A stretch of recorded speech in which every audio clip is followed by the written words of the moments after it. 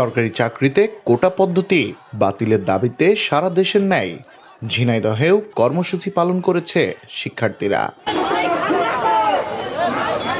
সকাল 11টায় শহরের উজির আলী স্কুল মাঠে জড়ো হয় বিভিন্ন শিক্ষা প্রতিষ্ঠানের শিক্ষার্থীরা।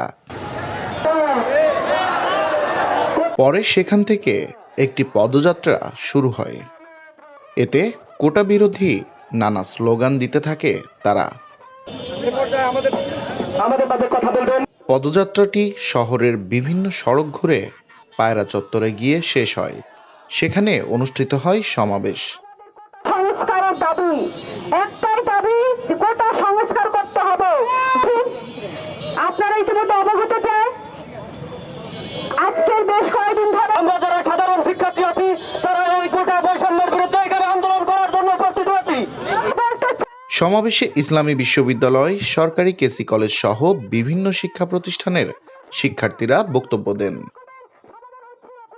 সমাবেশ শেষে আন্দোলনকারী শিক্ষার্থীরা তাদের দাবি সম্বলিত স্মারকলিপি জেলা প্রশাসকের মাধ্যমে রাষ্ট্রপতি বরাবর প্রদান করেন। ছাত্রছাত্রীদের প্রতিনিধি শারমিন আক্তার ও আব্দুল্লাহ আল মামুন বলেন, কোটা বৈষম্য নিরসনে সংসদে আইন পাশের লক্ষ্য জরুরি অধিবেশন আহ্বান এবং দ্রুত সময়ের মধ্যে শিক্ষার্থীদের নামে দায়ের করা মামলা প্রত্যাহারের দাবি জানান।